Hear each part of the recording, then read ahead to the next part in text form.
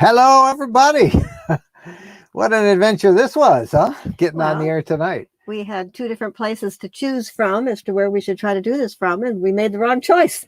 Yeah, we are on the Keweenaw Peninsula in Upper Michigan, the Upper Peninsula, Michigan. And if this is the map of the Lower Peninsula, this is the map of the Upper Peninsula, right? And you want to show everybody where we are, Jen? Well, up here. Right there in the thumb that points out into Lake Superior, the Keweenaw Peninsula. It's a fairly remote area. There's a college town, Houghton Hancock, right at the base of the thumb. But then this is all gets pretty wild up here. So we are at McLean State Park, and there's no internet there. So we went up to the town of Calumet, and we had 1X internet there. And then we had a turnaround drive back into Hancock to get enough of a signal to be able to go on live with this. So that is where we are. And thank you all for joining us tonight. Already over 300 of you logged in. I want to just try and do something here, if it is possible for me to show you. It probably isn't, but I wanted to show you. I wanted to actually show you where we were.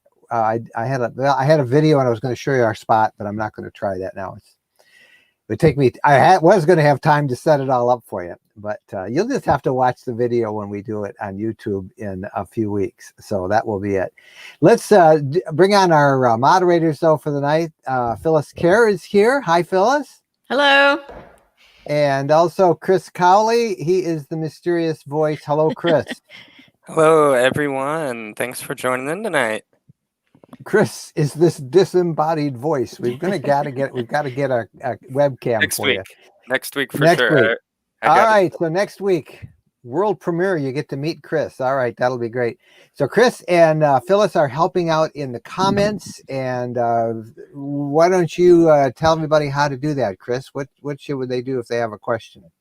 Yeah, so if you have a question or a comment that's for Mike and Jen specifically, just make sure that you put comment or question in all caps before the message. That way they can see it a little better. And thank you. Chris will help out, and every now and then we'll be talking about, resources, and he'll put links up in the chat room. Phyllis will be helping with all of that. And I'm going to let you guys get to work. Phyllis is all going to help us with the questions. So Chris, I'm going to take you off screen. We know you're in the chat room, keeping everybody going. Thanks for that part. We'll bring you back. Phyllis has got something she wants to say. Yeah, Phyllis. If you're viewing this on Facebook, you probably see your question, and for some reason, Mike isn't answering it. And that's because it's mixed into the 50 or 60 or 70 questions coming from YouTube. So don't get discouraged. Just know that it's in the mix, and we'll get to it eventually. That's right. Up to, all right, Phyllis, we'll let you get to work. Almost 400 of you on already from Facebook, the Facebook group, our Facebook page, our Facebook supporters. And we always try and give our supporters first of the line. And then also our YouTube group, same with our YouTube supporters there. And we're also streaming on Twitter on Paradise. And speaking of members, thank you to Dave Orovitz, who became a YouTube member tonight. Thank you, Dave. Dave hit that join. My goal on the join, here it is, and Benito Reyes is where'd he go? Bring him back. A $9.99 super chat. And he says, since moving from a Class B to a B+, are there any things you miss about your Class B other than parking? The super chats always get first answer. Anything? I find a B a little easier to drive. The B+, it's easy, but I just feel more comfortable in something smaller. Okay, that's the only thing we miss. And I feel I don't notice really any difference. But as far as the driving, handling it, the Ford chassis, it handles like an SUV. Yeah, it does. So it's easier to drive really than our Bs. Yeah, it has been really easy. So that's been awesome. Psychological with me. It is psychological. So thank you for that $9.99 super chat. We always appreciate that. All right, first question. Before we do the question, we'll take Lindy up. I just want to say something. I got an email, 2 emails this week from people who were really angry that they ask in the chat room questions that I didn't get to. Folks, we can't get to them all. We can't. we have 1 hour to do this. And, you know, there's no way that we can get to every question. We do our best.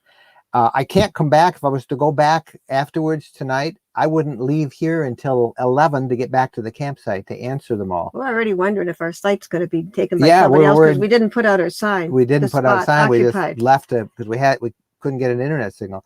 So if you ask a question and we missed it, it's nothing personal. We just do the best we can, and I hope you guys all understand it. There's also talks every now and then you hear us talk about supporters and members, and you can do that on YouTube and you can do that on Facebook. And one of our goals is when we get enough supporters, we won't have to run like those mid-roll ads in all of our videos on YouTube. You know, they run those ads. I think they're annoying. And if we can get enough supporters, we won't have to run those. So that's what we talk about when we talk about supporters. And supporters get extra stuff. Like I've been sending them tweets, not tweets, little photos and stuff of all of our adventures. Let me just bring you up and show you where we are. Okay, that, if you can see that is our campsite. And I didn't get a chance. I have video of that, but I don't have a ton of, can you see that? That's Lake Superior. And that is shot from our campsite, which is where we have to go back to tonight in just a few minutes. But we have had just an awesome time in Lake the UP. Superior is my favorite lake. Bo's too. Bo absolutely loves it. And then I think Lake Michigan. Yeah, it's I been. grew up on Lake Huron, so I'm used to it. Oh, you like them all. Well, Lake Huron, where I grew up, was a little bit polluted. Yeah. And Lake Erie's a mess, near as I can tell. There's a quick look at some of the color up here. Just spectacular color. It's almost peak color now in the UP. At least we're in the western part as we are right now. Okay, back to your questions. Let's go with Linnea Pierce. She says, for a newbie to understand all about an RV. Explain black, green, gray lines, generate. Oh, you're going to be this one question to take you all night. Lithium batteries, etc. Can you please recommend a comprehensive guide? Thank you. Well, Owner's yeah, manual? that would take it. Yes. Well, actually, a couple of things. You could search all of those on our blog, rvlifestyle.com. There are stories about all of them. And also, we have lots of videos on our YouTube channel, which is youtube.com/rvlifestyle. But our book about, well, there's two books I would recommend. One is How to Buy an RV, which tells you and explains all those things you have to take into consideration. And our second one, our boondocking guide for beginners. Our boondocking guide goes into that in detail. So that will help you. But a couple of quick things. The black water or the black tank, that's what goes in your toilet. Enough said about that.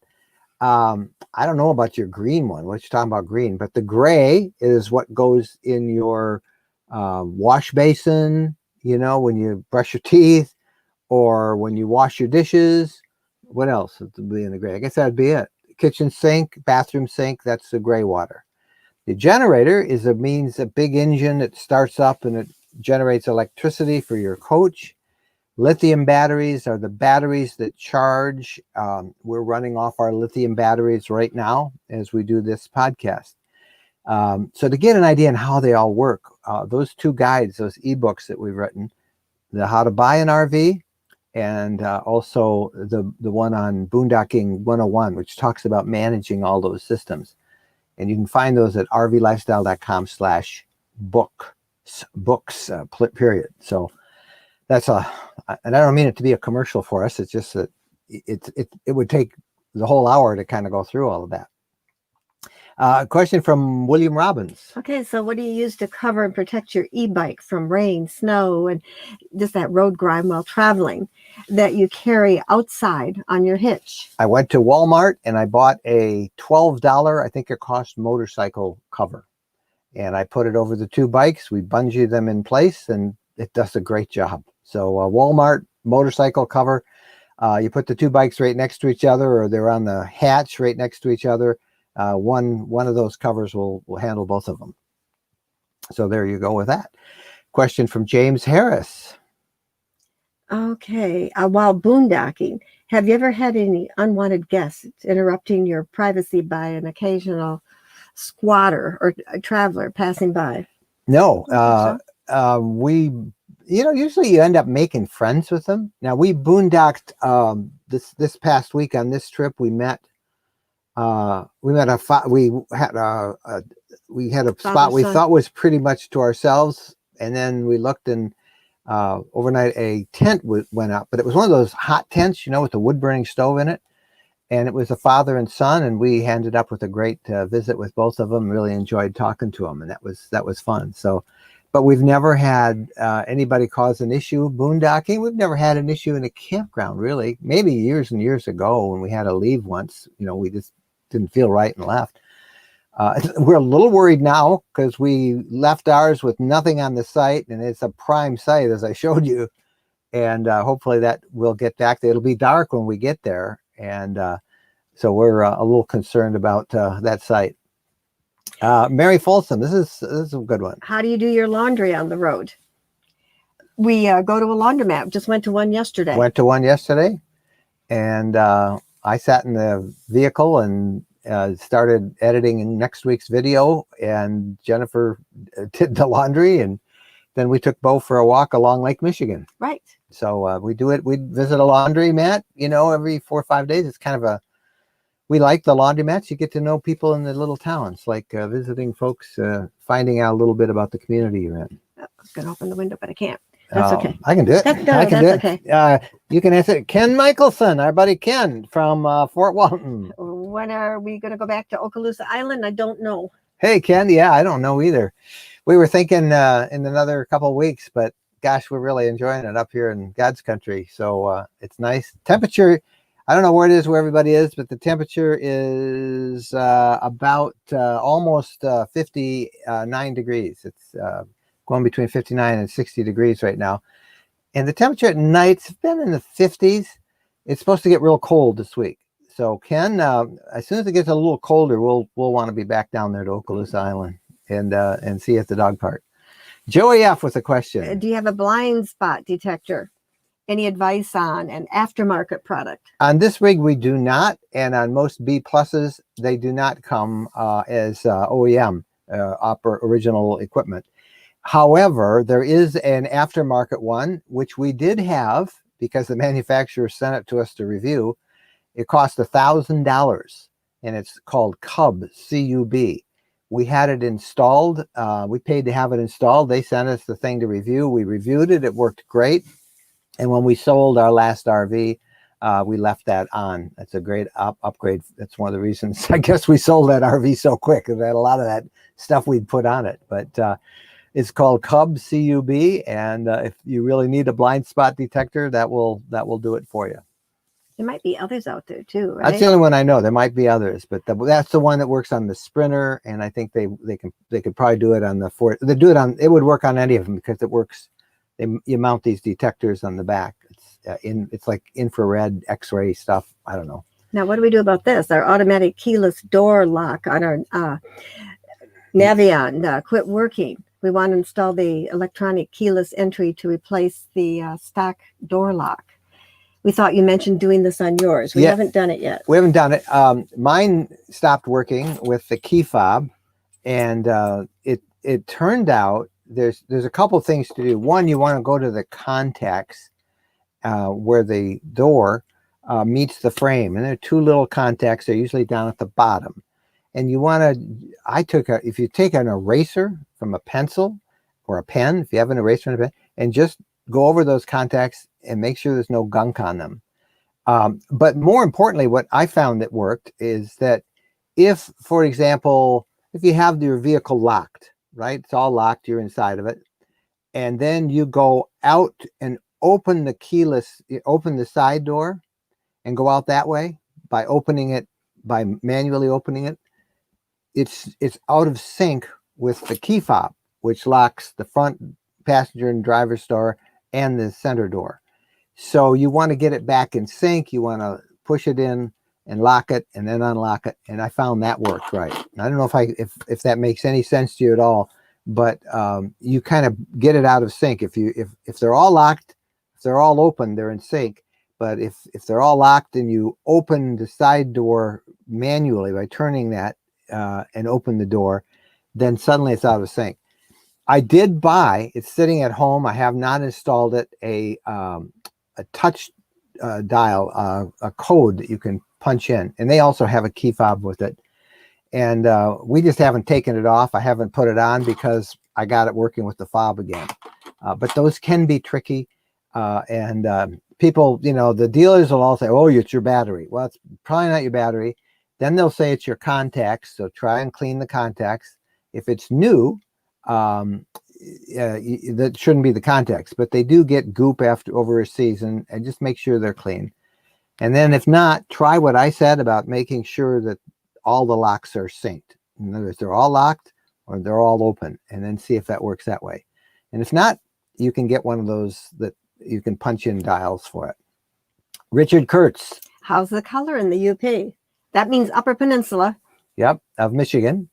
And I would say it's peak now, at least where we are in northwestern, you know, right here. And this is the Upper Peninsula. Where you coming? This is the Lower Peninsula, the Mitt. And right up where my thumb is wiggling, that's the Keweenaw Peninsula. And that's where we are. And I would say the hardwoods are about 90%. Brights, reds, golds, oranges, just beautiful. We've had so much fun. We've been flying the drone. And we'll have a video in a couple of weeks on that after we do a boondocking video. And we'll show, we'll probably just show the pretty pictures and put some music behind it, because it's just been absolutely gorgeous. And there are a lot of people up here on the weekends. We should point that out. It is really, really crowded. Never seen so many people up here. Yeah. Leslie Harding with the question. Where have you camped so far on this trip? We started off boondocking at our favorite place, and I'm just going to tell you it's in the Lower Peninsula, and it's in the, I guess we can narrow it down to 100,000 acres and they won't know. It's in the Pigeon River State Forest, where we watch elk, and it's a hike, and they call it the Big Wild in Michigan. And that's where all the people were. Oh my gosh, we went to, there's a little campsite. It's you know, dry camping, but they have like 5 or 6 little sites, 10 sites, I guess, carved around a little lake. We've never really seen anybody there. Even during the height of summer, we were all set to camp there, and there were like 6 or 7 of them. There were 8. So we left. And we ended up finding a place to boondock, and we'll show you in this video, you'll see our boondocking spot, but I'm not going to tell you where it is. You know, when you boondock, you don't want people around.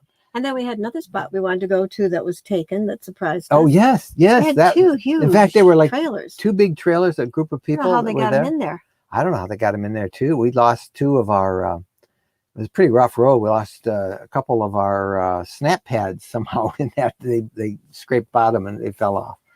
You told me not to put the snap pads on, so I should have listened. John has a question. Oh, glad to see you guys are on the move. Jennifer, if she had a choice, prefer to have a propane gas oven or a convection microwave oven in the RV? Let's see if I have my choice.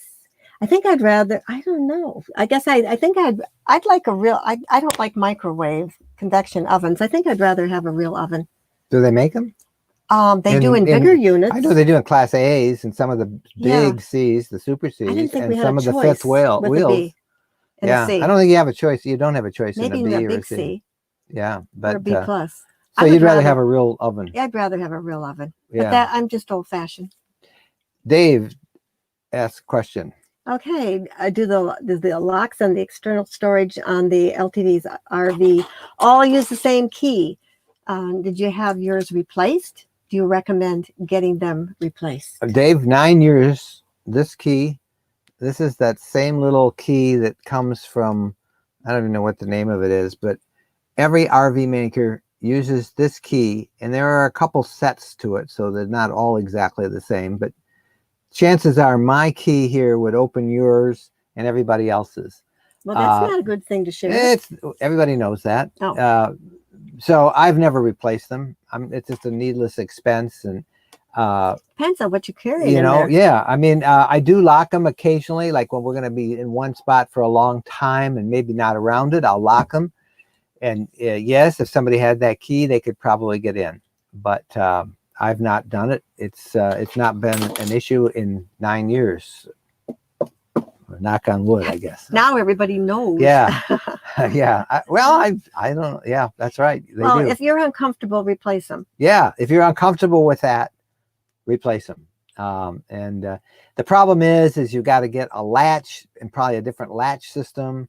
So I think it would be pretty expensive to go over all of the cabinets and all of the little storage things outside, but maybe not. But I think Probably would be a good idea because we have such a big garage that can hold more things. Yeah, than we can other hold a lot. people We have. can hold a couple it's not people like it's in just there. a tarp and a fold-up Yeah. chair. Yeah, we don't have a ton of stuff that's valuable in there, but that's good. Jacques de Bécois. If I'm pronouncing that, Jacques, forgive my slaughtering of French, but he is saying bonsoir from Canada. Mm-hmm. Class B RV versus non-motorized RVs, fifth wheel, tent trailer, and that sort of thing.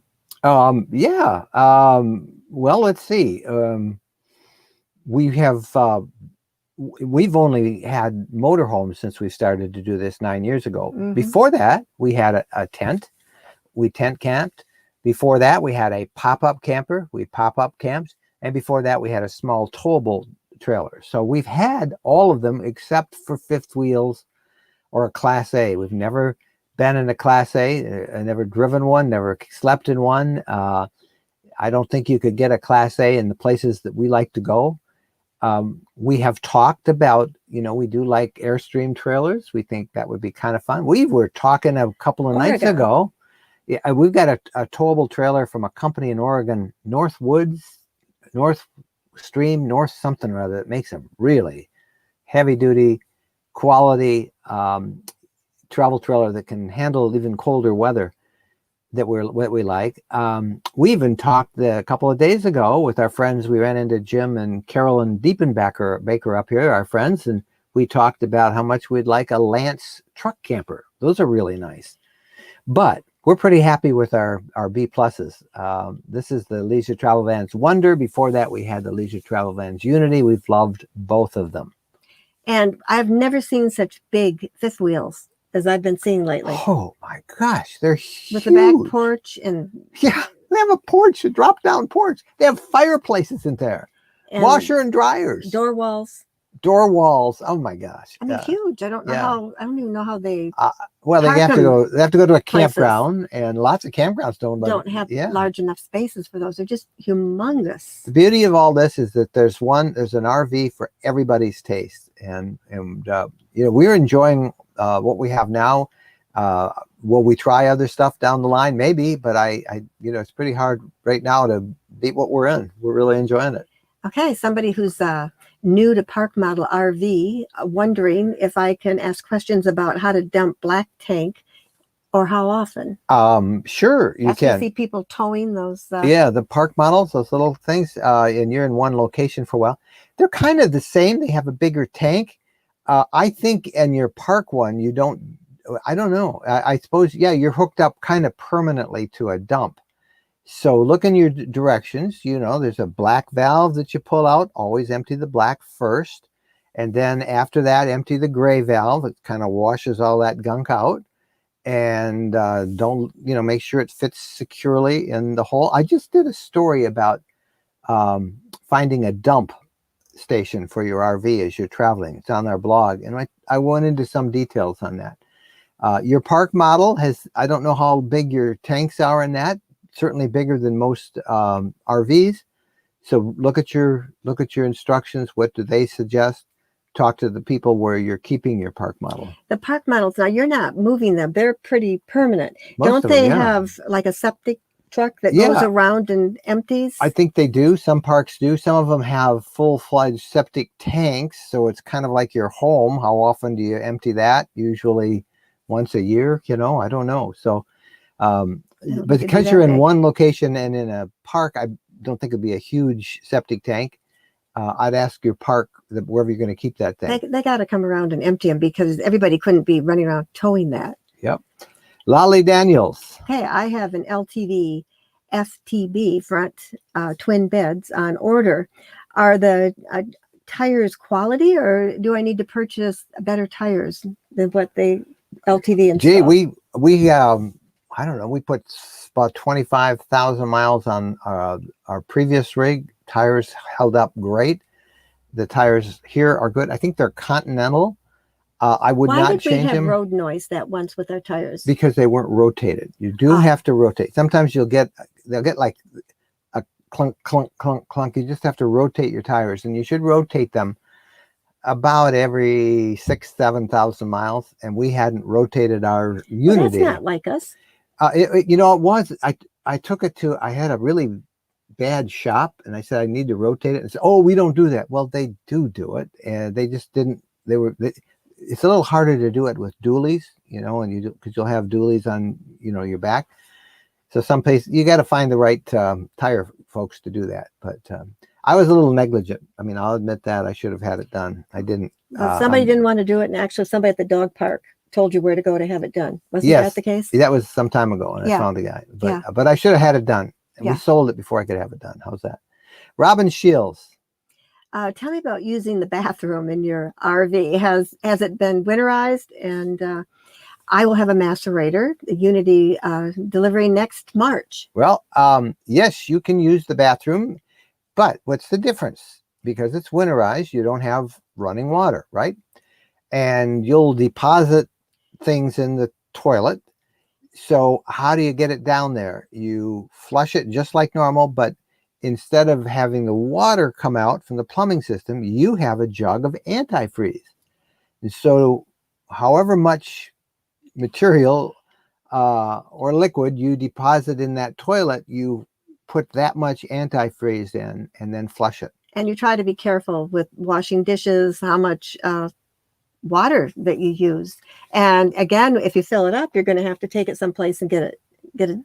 Yeah, Jen's talking about because you don't have any water that you can use through the plumbing system. But if you're pouring water in to wash dishes, you want to be careful of pouring that down the gray tank. You really don't want to pour it down the gray tank. Most of the time, it's okay to empty your gray water, just to, you know, that you wash dishes with, to toss that out in the snow. Some people suggested to us that you use vinegar and water, a 50-50 mixture, and clean your dishes with that. And use very little water to, that Maybe just squirt it and wipe it off. Probably use a lot of paper towels. Yeah. Now, I don't want to say I don't endorse the idea of throwing your gray water out anywhere. No. But that's what some people do in the wintertime. So not a good idea. That make you very unpopular at campgrounds. They might put a poster up of you. Okay, I've been camping for 50 plus years and I've never been accosted by anyone. Most people are friendly and helpful. Yep, that's exactly what we have found. And as different as we are and as divided as we are as a nation, the RV campground and boondocking, those differences are put us as one of the few areas in life where everybody seems to get along well is RVing. I think that's true. Everybody's getting along. Stan has a question. Sorry for being late, but how is the rig holding up? Would you recommend it for a single full-timer? Yeah, it would work great for a single full-timer. There's two of us and Bo. I don't want to say that we do notice that there's less room than we had in our Leisure Travel Vans Unity.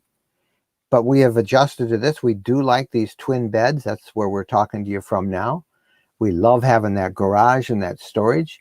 We have a dry shower with lots of room, and we have a pretty large bathroom with lots of room. I got to say, Bo prefers the king size bed because, like, there was a thunderstorm the other night, and he was between the two beds panting because there wasn't room for him to jump up. He didn't think on either of the twins, and he was very, very upset about it. And we do have less floor space. But what Bo did the other night, last night, in fact, he laid down because we got the two chairs. The back end was on my feet and you got the front end. Yeah. He insisted we were on between laying on the two chairs. Both of us. Those two chairs are opposite each other, and he was right in the middle. Yeah, he managed, instead of going to the side where he could have been by himself, he wanted to lay him. But I think this would be a perfect unit for a single and for a couple as well. Anything over that and anything over than one, 65-pound dog, I think it would get pretty crowded. Larry has a question. Okay, question. Where and how do you mount your outdoor temperature monitor? I bought heavy duty, what is it? Loop and tack and loop. It's like a Velcro, but you know, they stick together. I put that. I bought it at Home Depot, and I put that on the outdoor temperature, and I put the other end. I cleaned it off with some alcohol and put it on the back of the RV, and I've done that same position there. I've had it that way for probably 9 years. Not the same one, but every year, every RV we get a new one of those, and it works great. And it even can handle pressure from a car wash or a RV wash. A Facebook user has a question. Okay, are the campgrounds open for walk-ins yet? Most all campgrounds have some walk-ins. What we have found, for example, the site we bought that we reserved, we had to reserve the state park, this McLean State Park. And as I said at the beginning, we love that because it's right on Lake Superior for like 2 miles. When I reserved that, I think it was, when was it? On Wednesday? Wednesday, Thursday. There was only one spot open, and I said, okay, I'll take that. Well, we got there today, and Jennifer's been doing this every time we pull into a campground, a state park. You go up and explain how that works. I just go up and say, we have this spot, but is there one that's a little more private, or is there one that's right on the water? And we have lucked out. And the campground we were at last night, they were totally booked except for one spot, and it was a premium spot right on the lake. So if a walk-in had come, they would have been able to get to that. Was at the Indian, yeah. If the person if somebody had reserved that and didn't cancel, then they couldn't have come. Because often you reserve a spot and you just can't get there. Yeah. We had that a lot when we were at Yellowstone. We had made all these reservations, and the phone connections we couldn't get through to cancel. So you don't want to tie up a spot. Hey, I had a question right at the beginning. I just want to go to this one. This is from Bradley. I missed this at the top. Do you have an example of a logbook or journal that you use for your trips that you're willing to share? Do we? We started doing that, and I have forgot to put the journal in this one. Oh, but it's just a little notebook on my desk at home. I at one time was going to hire somebody to really do a great logbook for me as an app and sell it, but the amount of money that a developer wanted for that and what you'd sell it for, which would be like $1.99, it was a no-brainer. No way was I going to do that. That was a no-brainer. I would have been out money on that. So we went to a low-tech way, which is just using a notebook. What do you keep track of in that? What do you write in it? Well, I keep track of the miles when we start and miles when we stop, what time we left, if there's something memorable about the trip. I'm not as crazy as I used to be about writing down all of our expenses. I probably should be, but I'm not. That's funny because personally, I started a year ago journaling. Now I'm a writer, and people used to say, "Do you journal?" And I said, I'm too busy writing to write a journal. But I have really enjoyed that. It's a way you kind of just get a check of yourself and what you're doing and what you've learned and what you don't want to do again, what you do want to do again, what you're thankful for every day. And but I don't keep track of any of that stuff in it. And I also now use a paper planner as well, and that's been fun to use. But if you want to keep track, what do you want to keep track of when you go to different camping stores? Look at what they have to offer. Else go online and see what these different books are like, because everybody's different as to what they want to keep track of. Now, our friend Carolyn just said, "Hey, did you write that down?" And she said she goes through and writes down all the good parks. Yeah, a lot of people, whenever they go to a park, we hear this over and over again, they walk through and then they keep track of sites that if they ever come back again, the sites that they want to ask for. Here's a question from Joseph, and I hope you're still there, Joseph. That was earlier. I wanted to answer that. Is manufacturers compensating you in any way for your reviews? I'm really glad you asked that, because the answer is no, never. I have never taken money for a review, ever. And I won't. Not to say that people haven't offered us money. And that's one of the reasons that we're trying to go to a user-supported system where our supporters support us. And, through our YouTube group, our channel, you can join. I think it's a $4.99 tier and a $9.99 tier. And over on our Facebook group for, I think, $1.99. our goal is to get our support from our community rather than those who buy little display ads on our blog or podcast commercials. So that's one of the things. But no one has ever compensated us for a review, nor have we ever asked for any money, nor would we take any. So thanks for asking that. All right, back to some of the questions that were further down in there. Don Lister. I thought I would make mine solar. What's your thought on this? Solar's great. Solar is oversold by most RV dealerships or manufacturers because they make a lot of money on solar. You don't need 1,200 watts of solar. We have 400 watts on this unit. That's what we had on our previous. We have two 100 amp lithium batteries. I wouldn't mind a third battery, but those 400 watts, particularly in the summertime when the sun is more overhead, top off our batteries during the day. So it's something to be said about where you live? Well, yeah, if you're down in southern climates, the sun is a little more overhead. Maximum efficiency of solar is when it's directly overhead. I mean, to really have a good solar system, it would tilt with the sun. As the sun moves away, it would tilt to it, and RVs don't do that. But nevertheless, we have found for us the sweet spot's 400 watts, and I would not have an RV without having solar because that really does help keep those batteries topped. So the two most cloudy states, isn't it Washington and Michigan? Washington and parts of Michigan, yeah, they're pretty cloudy. Mm-hmm. Patty with the question. Okay, do you have any recommendations on tire pressure monitors? TPS, no, we've never gotten one. This unit has one on it, it says. I've never seen it go off. They're kind of like the ones on your automobile, I guess, that when it gets below a certain level, it will tell you that it's slow. I don't have one. Many RVers like to get them. There's a whole bunch of people who make them, but we've never bought one. Okay, because they were asking experience, but you don't check. I don't check. One? If was one of them was low, I would know. A light comes on. A light comes on, or it says, "Hey, stupid, go put some air in the tire." Barty Brady has a question. Okay, we went camping for the first time, and our battery died. Oh, that's scary. We work at a full hook. They were at a full hookup, and there was a switch on by our lights. And it was lit up red. Any idea what that was? Without seeing it, Barty, I don't know. Something wasn't, you say you were full hooked up on. If you had shore power coming into your RV, your house battery wouldn't die. Are you talking about your house battery or your vehicle battery?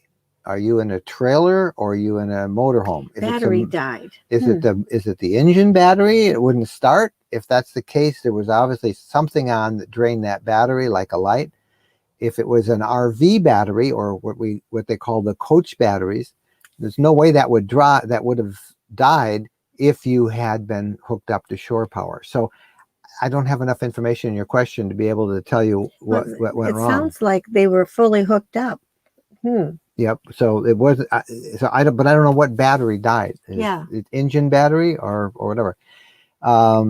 Laanya and Leon. Hey, hi guys. Thanks for writing with the question from Minnesota. I wish we lived closer to Minnesota because there's so many beautiful lakes and so much to explore in Minnesota. Do you have any favorite spots in Minnesota? I bet other people would recommend. Well, we have one. Okay, let's hear. Start in Duluth and head straight up to the Boundary Waters and Grand Marais, Minnesota.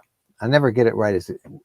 There's Grand Marais, Michigan, and then there's Grand Marais, and I think one of them is called Grand Marais, and one of them is called Grand Marais. But anyway, you know what I'm talking about. The North Shore of Lake Superior in Minnesota is beautiful. Our absolute favorite place. There's about 10 state parks there. There's waterfalls. There's wolves. There's bear. There's gorgeous scenery. And if you go up to Grand Marais or Grand Marais, there's a fantastic French restaurant there right on the harbor. So get up there and enjoy it. I hope it's still there. Yeah, I hope it's still there. Yeah, who knows with COVID? So many have gone out of business. Mark Nuss with a question. Comment. He's got a comment. Okay, we came across the Mackinac Bridge around 3 p.m. and it was backed up both ways. Wow, lots of traffic northbound and really heavy southbound. Everybody's going home. Mark, I don't know if that, I assume that was today.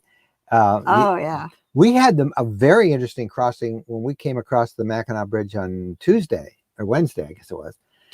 Tuesday. We boondock. Wednesdays when we came across the bridge. And it was a perfect clear fall day. We're Beautiful. driving, and usually on I-75, about 8-10 miles south of the bridge, you can see it up there at the end of the road. You see those big tall spires from the Big Mac Bridge. So you saw about that much of it, and there was this gray bank of fog directly over the straits. It was the darndest thing. Yeah. So we drove through the fog to cross the bridge, and then as soon as we crossed over into St. Ignace, the fog was gone. Yeah. We get some video of that. We'll show it in next Saturday's video. I think will it be next Saturday, maybe a week after. So the air temperature and the water temperature, we had fog. Yep. And there are a lot of people up here camping, even this late into the season. And we should say it is late into the season. We want to point out a couple of things. We'll come to Brian's question here in a minute, but a couple of things. One, about the season, many campgrounds are going to shut down. Most of the federal U.S. Forest Service campgrounds shut down the first week, at the end of between the first and second week of October. So be aware of that. The second thing is the speed limit in the Upper Peninsula. Except for the freeway, I-75, the speed limit almost everywhere is 55, and many roads 50. I think there are a couple of big routes that might be 65 in certain places, but in general, across the UP, 55 is as fast as you can go. And they do enforce it regularly. So we saw that happen today. So make sure that you know that if you come up. So, okay, to Brian's question. Do you have or will you create a travel guide for best times to travel to U.S. states? Something that would advise travelers of areas and months of nicest weather. Boy, that would be a big project. Well, it would be, but it not really, because, your best time to travel, in the upper Midwest and in the mountain states is summertime or fall. And in the southern states, it's wintertime and spring. So in general, that's what I would say.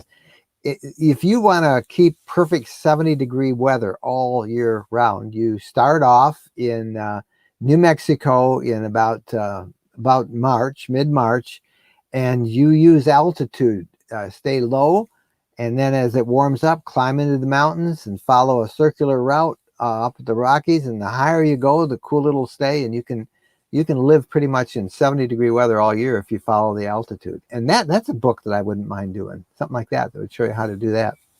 Good question, Brian. Yeah, that is a really good question. Divan Badami has a question. Okay, what tips could you give someone wanting an RV for true 4-season camping, well below freezing, as to make and model of unit? Go to my RV Lifestyle travel blog, rvlifestyle.com, search for 4-season camping, and you'll find a post I wrote about a month ago. And let me just tell you, no matter what you hear from manufacturers and dealers, listen now, this is important, there really is no well below freezing 4-season camper. There is not. You can get some that will handle it down to the 20s, maybe. You'll pay a lot for it. But below that, there are none. And I don't care what they say, go out and try it and read the fine print. There really aren't. Now, I did do a story, like I say, about a month ago, and I mentioned at the beginning about a travel trailer that we were interested in looking at, learning more. North Season, North Shore, North Style, North Wind, something. It's made in Oregon, and they have an Arctic version of it that I think is rated down below about 20 below, maybe 15, no more than that. So check it out. Now, there are people who soup them up and make them themselves, and they put heat tape and lots of insulation. But I'm talking about strictly OEM, original equipment manufacturers. There really are not, that'll get you well below freezing as you like. So you might have to do it yourself, Devon. And when you do it, show us, because there's a lot of people who would like to do that. John Waldron has a question. What is the latest with your refrigerator door? Well, there's our refrigerator. Let's just show this. You know, Actually, we it should works. have written down the name of the person who told us. Open it from the right and about midway down, because I'm afraid to say it. As long as I open it from the right, it's working great. That door, if you had looked at any of our videos, and we had it on our Unity last year too, it opens either side. And when you open it on the left side, the door falls off.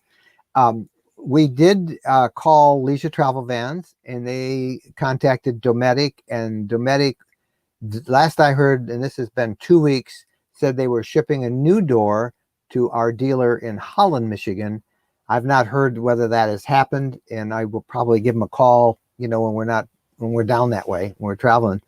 But so it's far, working so great. good. The It's refrigerator working. works great, except for the door had fallen off. You open it from the left And I side. appreciate the person that told us they had that problem. Somebody and else had open it. it from the right. Yeah. And about midway, you know, And I about 1/3 of the way down. So Open and shut, and it's been working just great. But you know, I feel kind of bad because we try to be as transparent as possible about the good and the bad and the things that we experience. And the slightest thing we talk about, because of the voice we have with so many of you watching and all of that stuff, is amplified. And it makes it sound so much worse. So as you can see, that has not been a problem with us. We're up enjoying our camping. And it really is a beautiful fridge because it's big. I can get a lot into it. Yeah. So I appreciate it being big after being in a B with a little tiny refrigerator. And I really appreciate it keeping the ice cream cold, because I found keto ice cream with 1 gram of carbohydrate. You were going to break it today, your keto diet, and have some soup that I bought. And it was it was extremely healthy soup. I could hardly stand it. Split green kale, pea or something. Kale, yeah. Black-eyed peas or something. Anyway, John, the refrigerator is okay so far. We're going to get a new one. Dave. Okay, we have an LTV Wonder rear twin bed on order. Same as we have. One concern we have is the noise level of the AC. Are you able to sleep with the AC on? Do you miss the vented AC in the Unity that you used to own? Yes. Yes, we do miss the vented AC. It was ducted, yes. Ducted. And it was quieter. You know, this air conditioner is right there. See it over our head right there? Last night you whacked your head on it. Last night I whacked my head as I got up. Night before he whacked his head on the cabinet. Okay, wait. I was kissing you goodnight and I whacked my head and the whole romantic moment was gone. You started laughing at me. I mean, gee. But you know, you get used to noise. we can, you know, if it's hot enough, it's fine. And you can slow it down, the fan down. And actually we keep a fan running all the time, or we just about freeze to death keeping the ceiling fan open because Bo is a mighty watchdog. He's just looking for something to bark at. Yep. And it's quite annoying. But you know, it is noisier, and we do miss the vented, you know, the ducted air that we had in the Unity. That's a nice feature. I like your suggestion to try to buy, you know, to try before you buy. My dad suggested the same. I wonder if I can rent a travel trailer. Maybe. I think it'd be a little harder. I think people would be a little more reluctant to let people tow an RV, a travel trailer, because how much experience have you had, you know, towing a vehicle? We found 2 places many years ago that would let people, but they didn't have many. They didn't have much of a selection. The local dealer near us. Yeah. And that was Coleman Trailers, right? Yeah, and then there was you know, that went out of business, American RV. They had a couple that they rented out. That's right, they did. So yeah, you could probably find one. But there was a big demand for Now, I understand that the latest thing is RV renting. I mean, there are 3 or 4 companies that are just doing gangbusters. And RV rentals are as expensive as a 3- and 4-star hotel per night.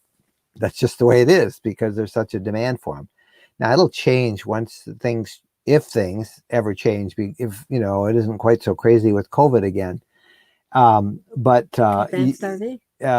you can try and rent many places like Advanced RV in Willoughby, Ohio. They have some great Class B's. They have several that they rent, but those aren't trailers. Those are little motorhomes. So call dealers. That's probably fine.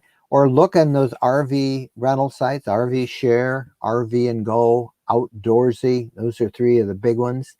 And see if you can find one. I'm sure you can. Yeah. But your dad's right and we're right. Try before you buy.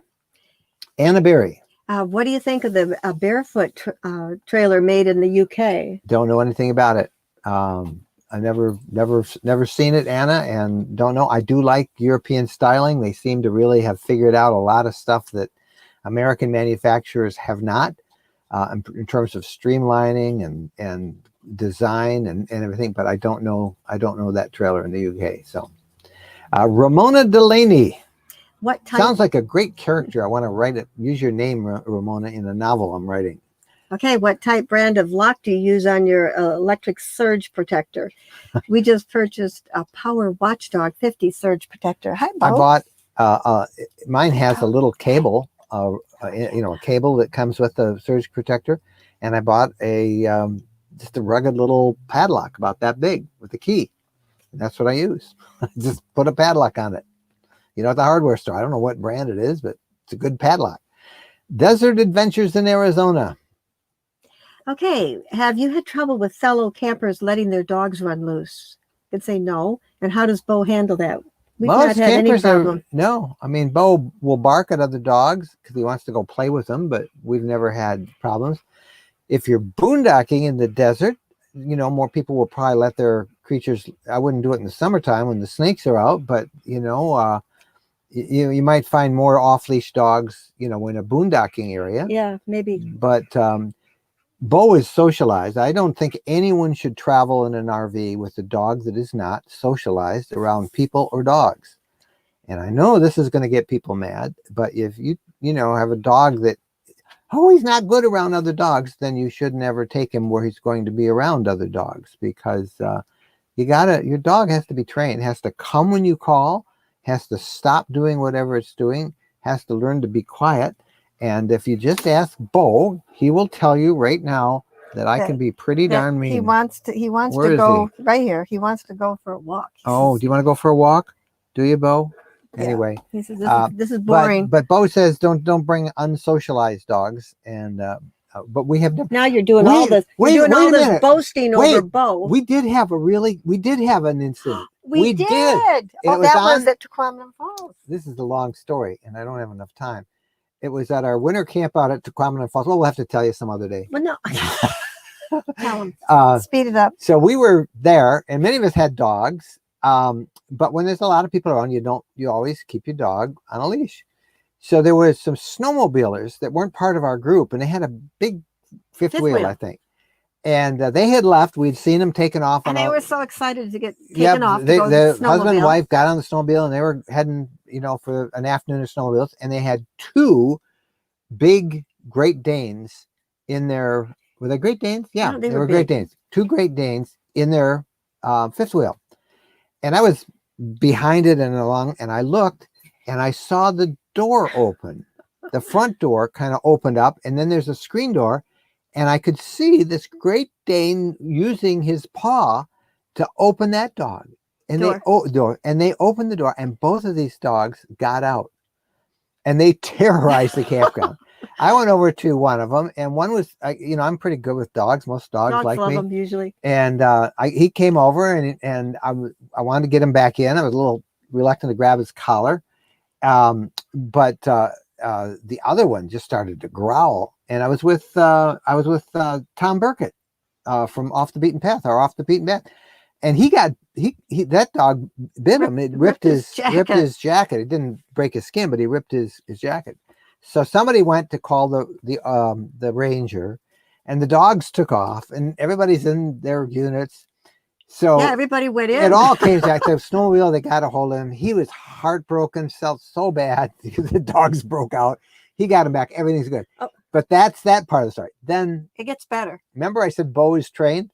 Bo went to school. So we went back home, and Bo had a reunion of all the dogs that he got trained with. And it was at a senior citizens home where people would bring the dogs in, and the seniors get to play. And it's good training for Bo, get him socialized.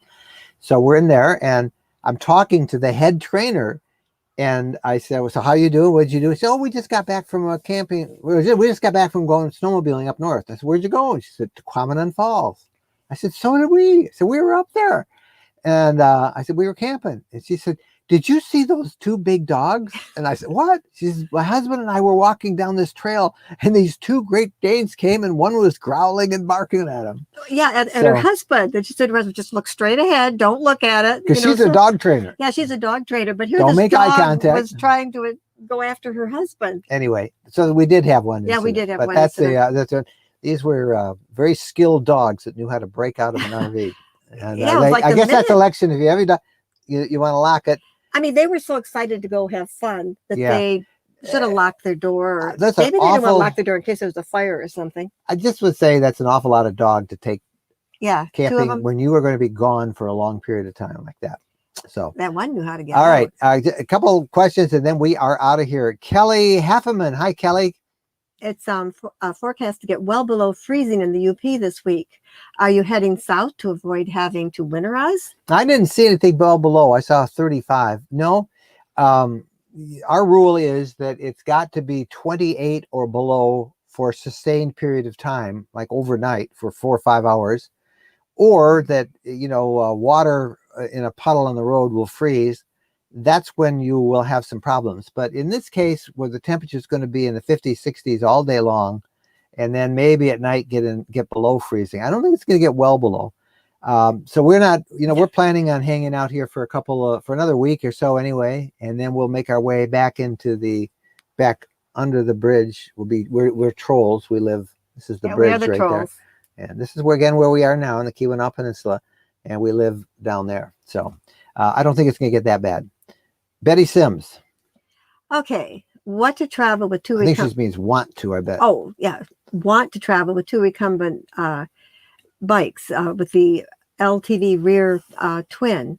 Garage isn't large enough. Have you seen what others in RVs use to haul recumbent bikes? I haven't. And that's a 3-wheel bike. Yeah, I don't know what you'd do with that. Yeah, it's got the 3 wheels. Yeah. You might be able to get one if you might have, if you take them apart, you could probably get them both in there. I don't know, but it is not large enough without taking them apart. Hey, everybody, the Geeks on Tour in South Florida. They're probably thinking it's cold up here when I say the temperature's now about 58 degrees. It's perfect night. Lake Superior beats the ocean anytime, Jim. Jim's a diver, and I'm a diver too. Oh no, you like diving too. Yeah. You miss that. We'll be down in Florida in a couple months, and let's go diving. I haven't been diving in a long time, so let's go diving together. All right, 2 more questions, and if we have them, and then we're out of here. I think everybody's tired and gone. All right, there's one from Jenny. Well, let's make this the last one, I think, because it's 8:04. Have a 2021 Wonder on order. I want to add equalizer levelers. Leisure does not have a plan for installation yet. So she's told. I called Leisure, and they said if I installed equalizers, I could void my warranty. Well, they didn't tell me that. They told me go for it and install it and use equalizer. Guinea pig. Huh? Be a guinea pig. Yeah, that's what they told me to do. First one. I said I wanted them, and they said, well, we don't know if we'll have them factory, but you can have them installed yourself. And I said, okay. And I found another company called Bigfoot that would do it. And then they said, no, we'd rather have you do Leisure. We'd have you do equalizer because that's the company we use. So I don't know. Nobody told me I voided my warranty. We had it done. And I think you were just a little, it's I am. Aren't you glad we have it done? He wanted it. Aren't you glad that we have them? Aren't you glad? Huh? Going down that bumpy road. Oh, that was, yeah. We went down a really bumpy road, but okay. Hey, Chris Colley reminds everybody to be a member or help to support us. There's a supporter group. There's one on YouTube, just rvlifestyle.com's YT supporters, and the Facebook one is FB supporters. And thank you if you guys do that. We always appreciate it. And for all of our supporters who were here and our members on YouTube, thank you guys for your support. It means a lot. Thank everybody for all the questions. And again, Phyllis and Chris do an awesome job. And we want to thank, let's bring them both on to say hi. Chris joins us by audio and Phyllis is there with video. Did we get to them all, Phyllis? Did we miss any? Right. We tried. It was really hard. There's a lot of questions. So just bring them to the Facebook group or, ask us on the socials. We'll try and answer them. Yep, we'll do our best. And I'm sorry if we couldn't answer everybody's, but And sorry that we were late. We made the wrong choice. We Yeah. were told we could go north or we could go south. and we went and north, and it wasn't We should have working. gone south. Yep. And now it's dark. And we get Wow, to you see go how it's pulling our dark, sight. and we've got to go pull in our sight, and we missed the sunset, but we'll get the sunrise coming up the other way tomorrow. All right. Thanks, Phyllis, so much for being there tonight. We'll see you next Sunday night. Thank you, Chris, for being there. And No problem. we want to thank everybody for tuning in, all of you who were there.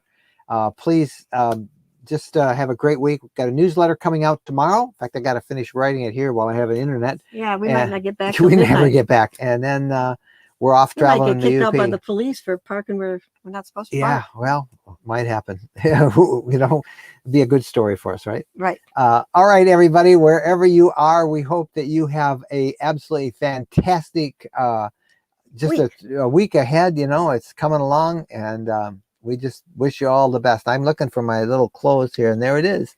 I can make it sound just like a prose. We're going to say bye-bye. Happy trails.